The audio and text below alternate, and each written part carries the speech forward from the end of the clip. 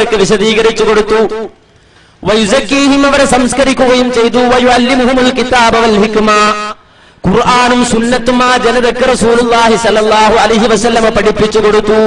ഖുർആൻ വിശദീകരിക്കുകയാണ്.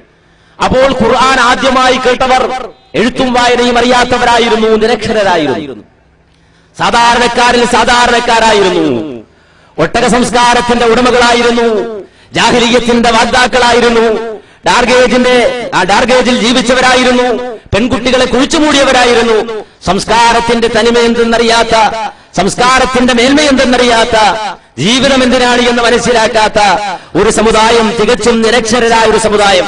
ആ സമുദായത്തിനാണ് ആദ്യമായി ഖുർആൻ കേൾക്കാനുള്ള അവസരമുണ്ടായത്. ആദ്യമായി ഖുർആൻ പഠിച്ചത് അവരാണ്. ആ നിലക്ക് ഖുർആൻ ഒന്നാമതായി ആ വിഭാഗത്തിലൂടെ പഠിപ്പിക്കുകയും അതുവഴി ലോകത്തുള്ള സർവമാന മനുഷ്യർക്കും പഠിക്കാൻ കഴിയുന്നതാണ്, മനസ്സിലാക്കാൻ കഴിയുന്നതാണ് ഖുർആൻ എന്ന് തെളിയിക്കുകയും ചെയ്തിട്ടുള്ളതാണ്. പക്ഷേ പിൽക്കാലഘട്ടത്തിൽ പൗരോഹിത്യം സാധാരണക്കാരോട് പറഞ്ഞു നിങ്ങൾ പഠിക്കേണ്ട, മനസ്സിലാക്കാൻ. പഠിക്കൽ നിർബന്ധമില്ല, ഓതൽ നിർബന്ധമായത് ഫാത്തിഹ മാത്രം. ആ ഫാത്തിഹയുടെ പോലും അർത്ഥം പഠിക്കൽ നിർബന്ധമില്ല, പ്രത്യേകം സുന്നത്തുമില്ല. ഇങ്ങനെ ഖുർആനിൽ നിന്ന് പൊതുജനങ്ങൾ അകന്നുപോയി. എന്നിട്ടോ രണ്ടാമതായി പിന്നെ പൗരോഹിത്യം ചെയ്തത് എന്താണ്? യഹൂദ ചിന്താഗതികളിലേക്ക്, ജൂത ചിന്താഗതികളിലേക്ക്, അല്ലെങ്കിൽ അവരുമായി സമരസപ്പെടുന്ന കാര്യത്തിലേക്ക് മുസ്ലിം സമുദായം രണ്ടാമത് പോകാനുള്ള തയ്യാറെടുപ്പ് അവിടെയാ പിന്നെ നടന്നത്. നമുക്കറിയാം, യഹൂദികളെ സംബന്ധിച്ച് വിശുദ്ധ ഖുർആൻ പറഞ്ഞു അവർ വേദഗ്രന്ഥത്തിൽ നകന്നവരാണ്. അവർ വേദഗ്രന്ഥത്തിൽ നകന്നുപോയി. കഴുത വേദഗ്രന്ഥം ചുമക്കുന്നത് പോലെയാണ് വേദഗ്രന്ഥം അവർ ചുമക്കുന്നത് എന്ന് യഹൂദികളെ കുറിച്ച് പറഞ്ഞ അതേ ഖുർആൻ തന്നെ യഹൂദികളുടെ മറ്റൊരു സ്വഭാവം വിശദീകരിച്ചു സൂറത്തുൽ ബഖറ 76 മുതൽ 78 വരെയുള്ള സൂക്തങ്ങളിൽ. അവിടെ അള്ളാഹു വിശദീകരിക്കുകയാണ് യഹൂദികളുടെ മറ്റൊരു പണി. വേദഗ്രന്ഥത്തിൽ നിന്ന് അവരകന്നിട്ട് പകരം അവർ ചെയ്തത് യക്തുബൂനൽ കിതാബ ബിഐദീഹിം സുമ്മ യഖൂലൂന ഹാദാ മിൻ ഇൻദില്ലാഹ് ലിയശ്തറൂ ബിഹി സമനൻ ഖലീലാ ഫവൈലുൽ ലഹും മിമ്മാ കതബത് ഐദീഹിം വവൈലുൽ ലഹും മിമ്മാ യക്സിബൂൻ. ഖുർആൻ വിശദീകരിക്കുകയാണ്. വേദഗ്രന്ഥം പടച്ചതമ്പുരാൻ അവതരിപ്പിച്ചു കൊടുത്ത വേദഗ്രന്ഥത്തിൽ നിന്ന് അവരകന്നുപോയിട്ട് യക്തുബൂനൽ കിതാബ ബിഐദീഹിം സ്വന്തം കൈകൊണ്ടവര് കിതാബ് എഴുതി ഉണ്ടാക്കി.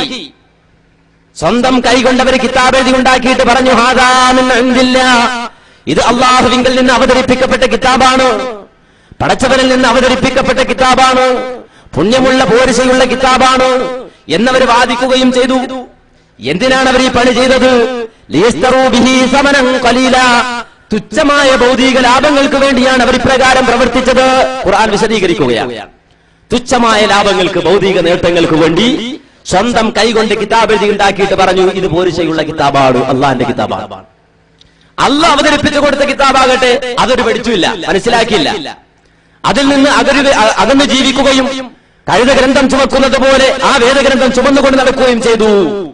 ഖുർആൻ ഇത് പറഞ്ഞ ഉടൻ തന്നെ പറഞ്ഞു ഫവൈലുൽ ലഹും മിമ്മാ കതബത് ഐദീഹിം വവൈലുൽ ലഹും മിമ്മാ യക്സിബൂൻ. സ്വന്തം കരങ്ങൾ കൊണ്ടവർ കിതാബ് എഴുതി ഉണ്ടാക്കിയത് നിമിത്തം അവർക്ക് നാശം, അത് വിറ്റ് സമ്പാദിച്ചത് മൂലവും അവർക്ക് നാശം. ഖുർആൻ വളരെ വ്യക്തമായി വിശദീകരിക്കുകയാണ്. ഇത് യഹൂദികളെ കുറിച്ച് ഖുർആൻ പറഞ്ഞതാ. വേദഗ്രന്ഥത്തിൽ അകന്നുപോയിട്ട് മനുഷ്യകരങ്ങൾ കൊണ്ട് കിതാബ് എഴുതി ഉണ്ടാക്കി. ആ കിതാബ് അല്ലാഹുവിന്റെ കിതാബാണ്, പോരിശയുള്ള കിതാബാണെന്ന് വാദിച്ച് ദുനിയാവ് സമ്പാദിക്കുവാൻ അവർ ശ്രമിച്ചു എന്ന് ഖുർആനിൽ പടച്ചതമ്പുരാൻ വിശദീകരിച്ചതാ. എന്നാൽ നമ്മൾ ആലോചിച്ച് നോക്കുക, പിന്നീട് പിൽക്കാലഘട്ടത്തിൽ മുസ്ലിം ഉമ്മത്തിൽ, മുസ്ലിം സമുദായത്തിൽ സംഭവിച്ചത് എന്താ? ഞാൻ നേരത്തെ പറഞ്ഞതുപോലെ തഹദീറുൽ ഇഖ്വാൻ മിൻ തർജമത്തിൽ ഖുർആൻ എന്ന് പറയുന്ന ഇ കെ ഹസൻ മുസ്ലിയാരുടെ പുസ്തകത്തിലൂടെ ഖുർആനിന്റെ അർത്ഥം പഠിക്കൽ പൊതുജനങ്ങൾക്ക് നിർബന്ധമില്ല, ഓതൽ നിർബന്ധമായത് ഫാത്തിഹ മാത്രം. ആ ഫാത്തിഹയുടെ അർത്ഥം പഠിക്കൽ നിർബന്ധമില്ലെന്ന് മാത്രമല്ല പ്രത്യേകം സുന്നത്തുമില്ല എന്ന് പഠിപ്പിച്ച ആ സമുദായത്തെ ഓർമ്മിപ്പിച്ച അതേ പണ്ഡിതന്മാർ തന്നെ പിന്നെ പറഞ്ഞത് എന്താ? പിന്നെ പറഞ്ഞത് വേദഗ്രന്ഥം അതിന്റെ അവസ്ഥ വിശദീകരിച്ചിട്ട് പിന്നെ പറയുകയാണ്. എന്താ പറഞ്ഞത്? മൗലിദ് നബിക്കുള്ള മൗലിദ് വീട്ടിലും ഓതേണ്ടതാ, അതിനാൽ മുസീബത്തൊക്കെയും നീങ്ങുന്നതാ, കള്ളന്റെ ശല്യം തന്നെയും ഒതുങ്ങുന്നതാ, ദാരിദ്ര്യവും നീങ്ങുന്നതായി കാണുന്നതാ, ഹർക്കും വബാ ഇവയൊക്കെയും കാക്കുന്നതാ, കണ്ണേറ് ഹസദും നീങ്ങുവാനുതകുന്നതാ. ഖുർആനിന്റെ അർത്ഥം പഠിക്കൽ പൊതുജനങ്ങൾക്ക് നിർബന്ധമില്ല, ഓതൽ നിർബന്ധമായത് ഫാത്തിഹ മാത്രം. ആ ഫാത്തിഹയുടെ പോലും അർത്ഥം പഠിക്കൽ പൊതുജനങ്ങൾക്ക് നിർബന്ധമില്ല, പ്രത്യേകം സുന്നത്തുമില്ല എന്ന് പച്ച മലയാളത്തിൽ എഴുതിവിട്ട ആൾക്കാർ പിന്നെ പറഞ്ഞത് മൗലിദ് ഓതണം. മൗലിദ് ഓതിക്കഴിഞ്ഞാലോ പിന്നെ എല്ലാ മുസീബത്തും മാറും, ദാരിദ്ര്യം നീങ്ങും, കള്ളന്റെ ശല്യം ഒഴിവാകും, ഹർക്കുണ്ടാവൂല, തീപിടുത്തുണ്ടാവൂല, വബയുണ്ടാവൂല, ഇതെല്ലാം മാറും, കണ്ണേറും ഹസദും ഒക്കെ നീങ്ങും. അതുകൊണ്ട് മൗലിദ് ഓതണം. ഇങ്ങനെ മനുഷ്യകരങ്ങളാൽ നിർമ്മിതമായ കിതാബുകളിലേക്കായി പിന്നെ മനുഷ്യരുടെ ശ്രദ്ധ. എന്ന് മാത്രമല്ല, ഈ രൂപത്തിൽ എഴുതപ്പെട്ട കിതാബുകൾക്ക് പിന്നീട് വലിയ വലിയ പ്രതിഫലമാണ്. ചെറിയ പ്രതിഫലമൊന്നുമല്ല, വലിയ വലിയ പ്രതിഫലങ്ങൾ വാഗ്ദാനം ചെയ്യാൻ തുടങ്ങി. നമുക്കറിയാം, കേരളത്തിൽ ആദ്യമായി എഴുതപ്പെട്ട മാലയാണ് മുഹീദ്ദീൻ മാല. കോഴിക്കോട്ടുള്ള ഖാദി മുഹമ്മദ് എന്ന് പറയുന്ന വ്യക്തി, ആ വ്യക്തിയാണ് ആദ്യമായി മുഹീദ്ദീൻ മാല എഴുതിയത്. ആ മുഹീദ്ദീൻ മാല അതിന്റെ തുടക്കം വരെ ഒടുക്കം വരെ, അതിന്റെ തുടക്കം മുതൽ ഒടുക്കം വരെ ഒരാൾ തെറ്റുകൂടാതെ പാരായണം ചെയ്താൽ കൊടുക്കുന്ന പ്രതിഫലം എന്താണ്? മൊഴിയൊന്നും കളയാതെ പിളയാതെ സ്വന്നോർക്ക് മണിമാടം സ്വർഗത്തിൽ നായൻ കൊടുക്കുമേ.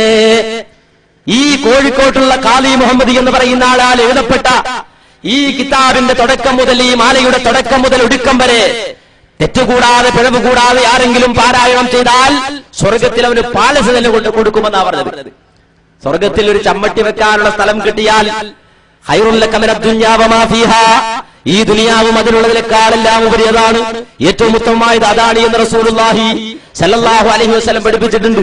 അതിനുവേണ്ടി നമ്മുടെ കഷ്ടപ്പാട്, പ്രയാസം, ദുരിതം സഹിക്കൽ എല്ലാം അതിനു വേണ്ടിയാണ്. പക്ഷേ മുഹീദ്ദീൻ മാല തുടക്കം മുതൽ ഒടുക്കം വരെ തെറ്റുകൂടാതെ ചെല്ലിയാൽ സ്വർഗത്തിൽ ഒരു പാലസ് തന്നെ കിട്ടുമെന്ന വാഗ്ദാനം, ആ വാഗ്ദാനം നൽകി പൗരോഹിത്യം.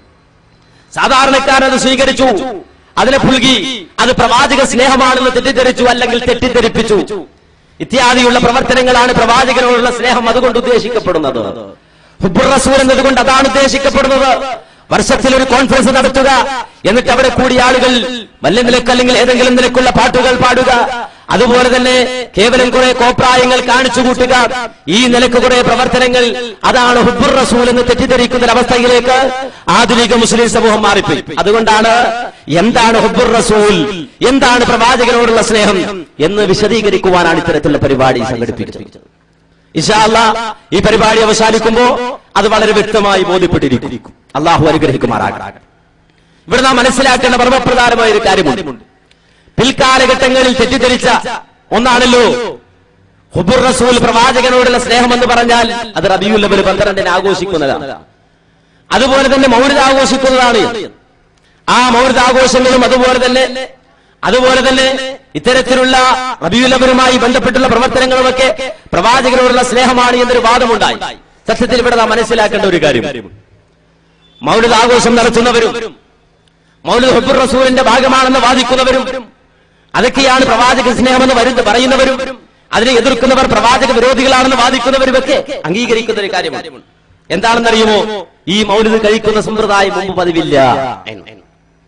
മൗലിദിനെ ന്യായീകരിച്ചുകൊണ്ട് കിതാബ് എഴുതിയവരും, അതുപോലെ തന്നെ അതിനുവേണ്ടി പ്രസംഗിച്ചവരും, അതിനുവേണ്ടി വാദിച്ചവരും ഒക്കെ പറയുന്നു ഇത് 3 നൂറ്റാണ്ടിന് ശേഷം ഉണ്ടായതാണ്. നമുക്കറിയാം, യാനത്തു താലിബീൻ മൗലിദിനെ ന്യായീകരിച്ച കിതാബാണെന്നാണ് പലപ്പോഴും പറയാറ്. ആയിക്കോട്ടെ, ആ മൗലിദിനെ ന്യായീകരിച്ച കിതാബിൽ എന്താ പറയുന്നത്? ഇന്ന അമലൽ മൗലിദി ഹദസ ബഅദൽ ഖുറൂനി സലാസ, 3 നൂറ്റാണ്ടുകൾക്ക് ശേഷമുണ്ടായ പുതിയ സമ്പ്രദായമാണ് മൗലിദ് സമ്പ്രദായം. മാത്രമല്ല, കേരളത്തിൽ അറിയപ്പെടുന്ന പണ്ഡിതനായ തഴവ് പറഞ്ഞു. എന്താ പറഞ്ഞത്? മൗലിദ് കഴിക്കൽ മുമ്പ് പതിവില്ലാത്തതാ, അത് ഹിജ്റ 300 ശേഷം വന്നതാ. തഴവയും പറഞ്ഞു. ബാക്കി കൂടെ ഓതു മൗലവി എന്നായിരിക്കും ചില ആൾക്കാർക്ക് മനസ്സിൽ പറയുന്നത്. ബാക്കി മൗലിദ് കഴിക്കണം എന്നല്ലേ പറഞ്ഞത്? ആയിക്കോട്ടെ, മൗലിദ് കഴിക്കണം എന്ന് പറഞ്ഞത്. മൗലിദ് കഴിക്കണം എന്ന് പറഞ്ഞ ആളാ പറഞ്ഞത് എന്ത്? മൗലിദ് 3 നൂറ്റാണ്ടിന് ശേഷം വന്നതാണ്. അല്ല, മൗലിദ് കഴിക്കണ്ട എന്ന് പറഞ്ഞ ആളല്ല. മൗലിദ് കഴിക്കണം, ആഘോഷിക്കണം, ആടിന് 10,000 അറുക്കണം, അലുവ ഉണ്ടാക്കണം എന്ന് പറഞ്ഞ ആളാ പറഞ്ഞത് 300 ശേഷം വന്നതാണ്. മനസ്സിലായില്ലേ? അപ്പോ ഹിജ്റ 300 ശേഷം വന്നതാണ് മൗലിദ് സമ്പ്രദായം. അങ്ങനെ വരുമ്പോ സ്വഹാബത്ത്, താബിഈങ്ങൾ, തബഉ താബിഈങ്ങൾ, അവർ നിങ്ങോട്ടുള്ള ആളുകൾ, അവരെ സംബന്ധിച്ചിടത്തോളം ഇത്തരത്തിലുള്ള പ്രത്യേകമായ റബീഉൽ അവ്വൽ കേന്ദ്രീകരിച്ചുകൊണ്ട് ആഘോഷം അവർക്കറിയില്ല. അങ്ങനെ സമ്പ്രദായം അവർക്കില്ല. ആ രൂപത്തിലെ പ്രവർത്തനം അവർ കാഴ്ചവെച്ചിട്ടില്ല. ഇനി നമ്മൾ ആലോചിക്കണം, ചിന്തിക്കണം, പഠിക്കണം. ആദ്യമായിട്ട് ഇതെങ്ങനെയുണ്ടായി? ഹിജ്റ 300 ശേഷം ഉണ്ടായി എന്ന് പറയുമ്പോൾ ഈ ഹിജ്റ 300 ശേഷം ഉണ്ടാക്കിയ ഒരാൾ വേണമല്ലോ. ചില ആളുകൾ പറയും അത് മുദഫർ രാജാവ് ഉണ്ടാക്കിയതാണ്. മലിക്കുൽ മുദഫർ ധീരനായൊരു രാജന ഹിർബൽ